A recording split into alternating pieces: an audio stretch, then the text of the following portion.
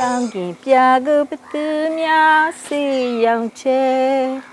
ပန်းတွေကိုဘသူနှမ်းသိမွေးစီတဲ့ငှက်တွေကိုကွယ်ဘသူတွေတီးဆိုတဲ့နဲ့တွေးမရဘူးကွယ်တွေးမရဘူးရှင်ရဲ့မင်္ဂလာအပေါင်းနဲ့ပြည့်စုံကြပါစေရှင်မြန်မာနိုင်ငံရဲ့မြန်မာအသံနဲ့မြန်မာရုပ်မြင်သံကြားကနေအခုလိုမြန်မာနိုင်ငံသူလေးခင်တီတာထွန်းအမှတ်တရရိုက်ကူးပေးတဲ့အတွက်အရင်မဲ့ဝန်တာတာပဲရှင်ကျမချစ်တဲ့မြန်မာပြည်ရဲ့တိုင်းရင်းသားများနဲ့မတွေ့ရတာလဲကြာပြီအဲ့တော့ကျမအကြောင်းလေးကိုပြောပြပါဆိုတော့မှတ်မိတဲ့လောက်ပေါ့လေပြောပြမယ်နော်အဲ့ဒီတော့ကျမအဲ့ပေါ့လေကလေးဘွားစပြီးနည်းနည်းပြောမယ်နော်ဖေဖေတို့မေမေတို့ဖေဖေဒါရိုက်တာဦးထွန်းမြင့်ထွန်းမဖြစ်ခင်တော့ဦးထွန်းမြင့်ဒေါ်တင်ကြီးကနေမောင်နှမ9ယောက်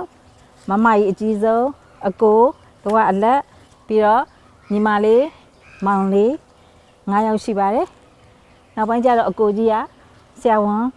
မမကြီးကဇညွန်အကယ်ဒမီခင်လေးသိန်းတို့ကကြားရရနေအကယ်ဒမီ3စုနောက်ညီမလေးကလည်းသူကလည်း MSc BSc MSc ဘွဲ့တွေရမောင်လေးကလည်းဖေဖေဝိုင်းကူပြီးစီးပွားရေးအလုပ်တွေလုပ်တာပေါ့နော်အဲ့တော့ပြောရရင်မိဘအရေးကြီးတယ်လို့ထင်ပါတယ်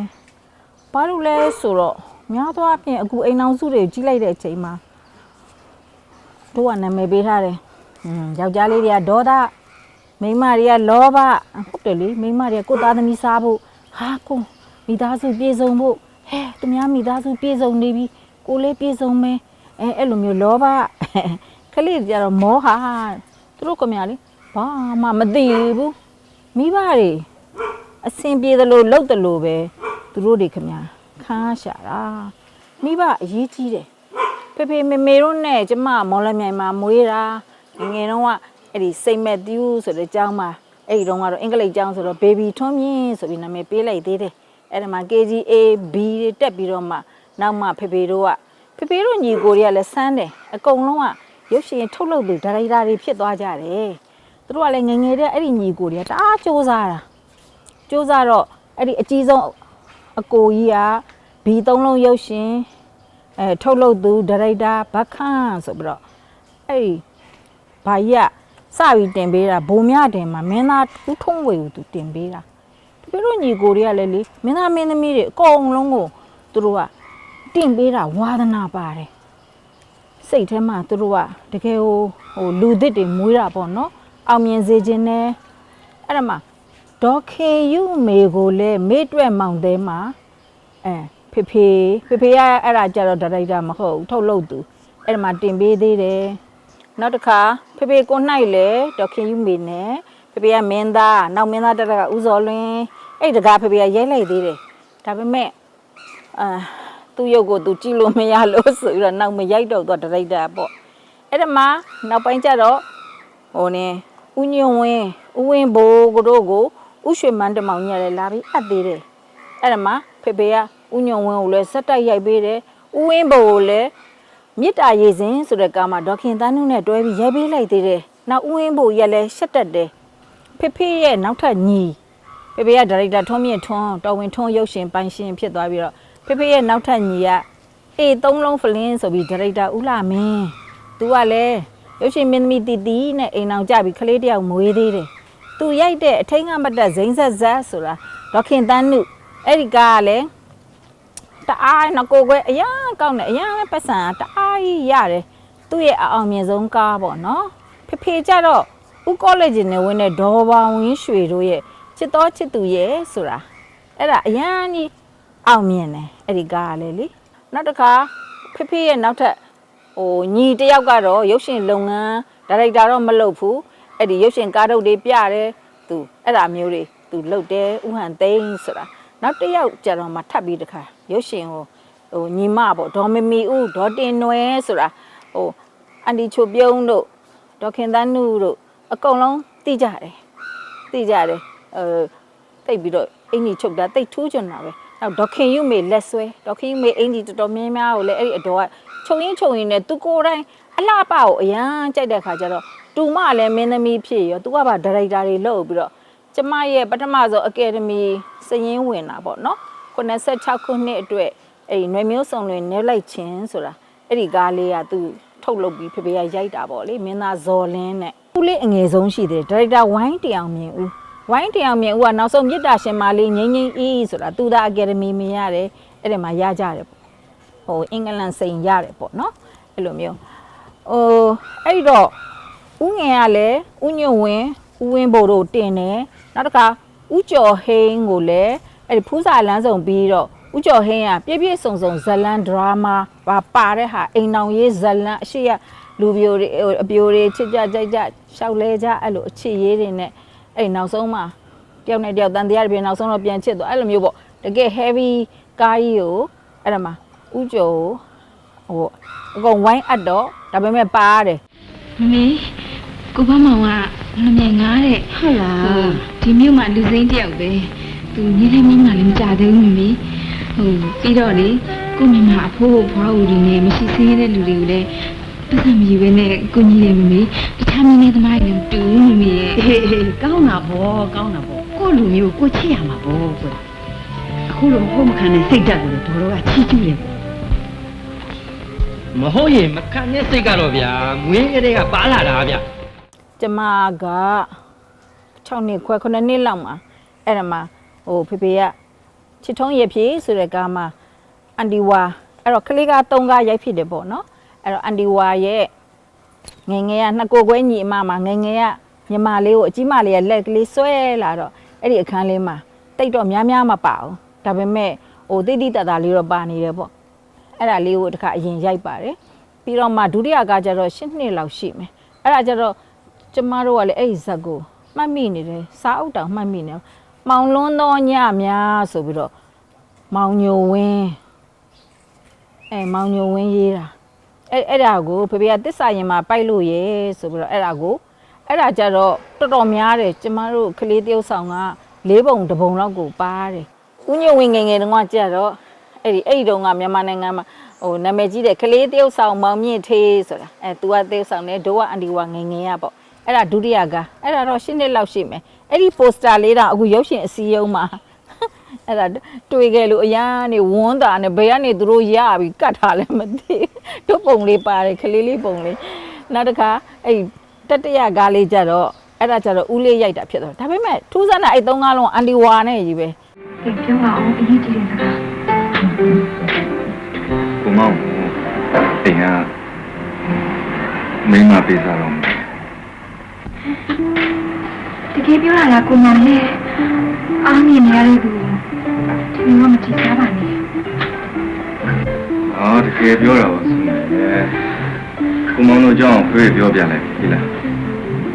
ကိုမောင်ဖေကပါတယ်လေဖေးကတော့လက်ခံပါတယ်ဒါပေမဲ့တိုင်းတပတ်ဖြစ်နေကူကြီးကြီးကပြောပြီးသားဆိုပြီးသားဖြစ်နေပြီဆိုတော့ဒါနဲ့များကိုမောင်ရဲ့စောစောတော့ကြည်စဲနေရပြီဆို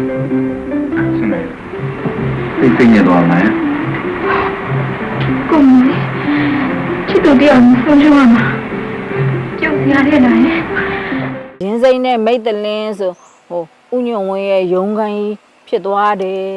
အဲ့လိုပေါ့နောက်တို့ရဲ့ပထမဆုံးရိုက်တဲ့စူးမွေရမဆိုဆေးရုံခန်းဖြစ်သွားတယ်အဲ့လိုမျိုးပေါ့ဖေဖေတို့ကတော့အစီအစဉ်ကောင်းတယ်နောက်ပြီးအနောက်မှာဆိုလို့ရှိရင် तू ကပြဆက်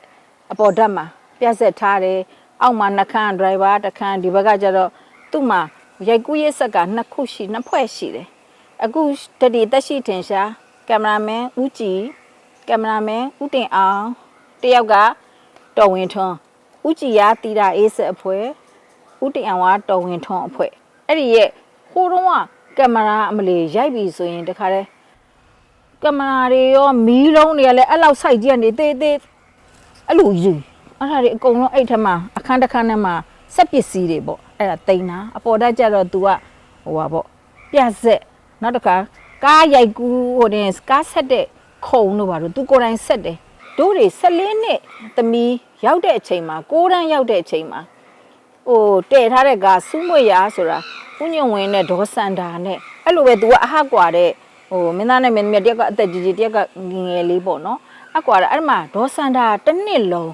နေမကောင်းအသမီးနဲ့ပဲရိုက်လိုက်တော့အားလုံးကလည်းတိုက်တွန်းတယ်ဗာတစ်နှစ်ကျော်ပြီအရေးထဲမှာ250ရွှေရတုတပင်းနဲ့ကြုံတော့ရုပ်ရှင်ကုမ္ပဏီတွေနေမသွားရဘူးတဲ့မေမေကလည်းနေသွားမယ်ဆိုပြီးတော့သူကလည်းကိုမျိုးတွေနဲ့ကိုတိုင်ချက်တာပေါ့နော်ဆက်အဖွဲ့တွေဆိုမေမေတို့ချက်ကျွေးတဲ့လက်ရတွေကောင်းလို့အကုန်လုံးကတခါတည်းဟိုမင်းသားမင်းသမီးတွေကလည်းအရန်ကြိုက်ကြတာကျမ14နှစ်မှာအဲ့ဒီစူးမွေရမှာဒေါ်စန္ဒာအစားကျမကရိုက်လိုက်ရတယ်အဲ့ဒီမှာဟိုကျောင်းက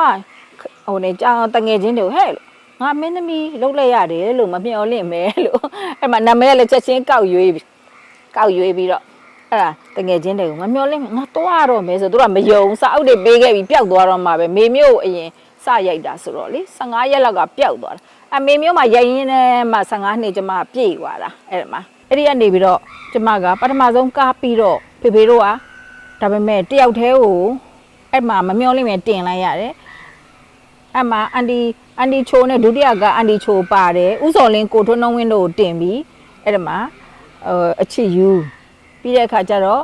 ကျမတို့ဖက်ဖူးရောင်ဆိုတာကို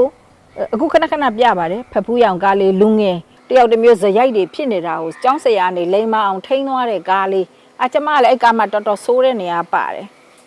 အဲ့ဒါလေးကိုသူတို့ရိုက်တဲ့အခါကျတော့အဲ့ဒီမှာတော့ဟိုတခြားမင်းသမီးတစ်တက်လက်တင်ပလင်းဆိုတာနဲ့ကျမတော်ရိုက်တယ်စေနာမြင့်မြတ်လေးစားအပ်သောချစ်တော်ဆရာဘုရားတရားတန်ခါမိရနဲ့နိုင်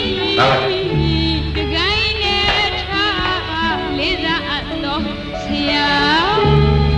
တပည့်များပေါ်သာတဲ့ဆိုတာကျွန်တော်တို့တစုပုံမှာဒီပါလို့တို့ဆရာတို့တက်တွဲဆိုဆုံးမဩဝါဒတွေပေးခဲ့ပါတယ်ဒါပေမဲ့ကျွန်တော်တို့အားလုံးဆရာပုံမှာကိုအားဖြင့်ကျူးလွန်မိခဲ့ပါတယ်စိတ်အားဖြင့်ကျူးလွန်မိခဲ့ပါတယ်ဆရာတို့ကျွန်တော်တို့အကျင့်သူများတွေကတခါဖေဖေကိုသမီးကိုပေးရိုက်ပါဆိုတော့အဲ့ဒါနဲ့နောက်ဆုံးတော့တွားရိုက်ဖြစ်လိုက်တယ်ပေါ့နော်အဲ့ဒီကြမှာပဲတကယ်ကိုမင်းသမီးဟိုဘဝတွေကိုရောက်သွားတာပေါ့နော်အဲ့တော့ကျမအဲ့ဒီနွယ်မျိုးစုံလင်နွဲလိုက်ခြင်းက86ခုမှာအဲ့လိုစည်ရင်းဝင်ခံပြီးတော့အကယ်ဒမီစည်ရင်းဝင်ခံပြီးတော့အဲ့88ကျတော့တခါတဘဝကိုရတယ်အဲ့ဒါလဲကုသိုလ်ကံကြမ္မာတွေနဲ့လဲဆိုင်မယ်အဲ့ဒါဒီပါမယ်ထင်တယ်အဲ့တခါတဘဝကိုကဝတ္ထုကိုအပြိုတော့ဝတ္ထုဘာမှလုပ်เสียမရှိဘူးလေတချင်းနေဆိုဝတ္ထုတွေဖတ်အဲ့ဒီမှာဟိုဝတ္ထုကအဲ့ဒီတခါတဘဝကတတိယအသေးနှလုံးနဲ့သူ့စာအုပ်နာမည်ကတက္ကသိုလ်မအောင်ဆွေအဲ့ဒါကိုကျမဖတ်ပြီးတော့အဲ့တော့မှတကယ်ကိုဘာဖြစ်လဲမသိဇန်ဝမျောနဲ့အဲ့တော့ရိုမီယိုဂျူလီယက်ခေရိုမီယိုဂျူလီယက်ကိုလည်းကြိုက်လို့2ခေါက်3ခေါက်တွားကြည့်သေးတယ်အဲ့ဒါကြည့်ပြီးအဲ့လိုပဲဖားလာကြီးနဲ့ကောအဲ့လိုလေးနေတာဒါကြောင့်တယောက်တည်းရှောက်မနေပါနဲ့လို့အဘကပြောတာပေါ့ဟာနင်သိအတင်နေတာပဲရဲလူနေငါရင်နေဘယ်လိုနည်းနဲ့မှဆွဲအထုတ်မခံနိုင်တော့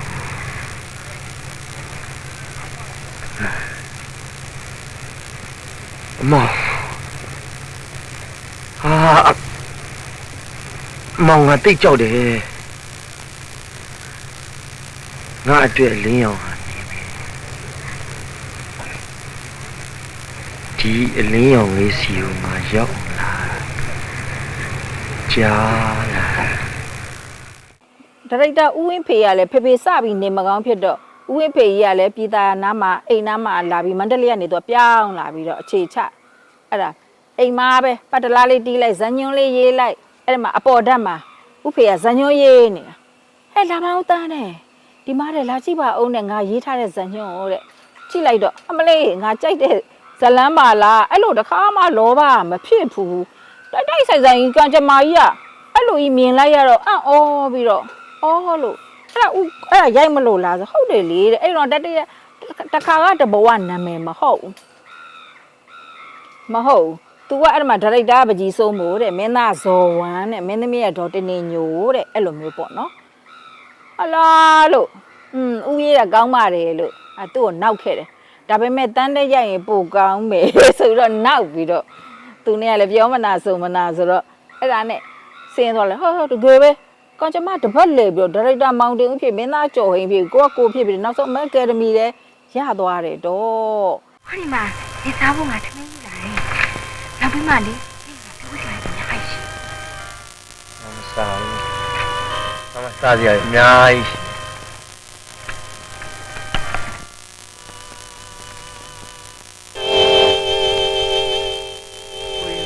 ဒီကပေါ့မ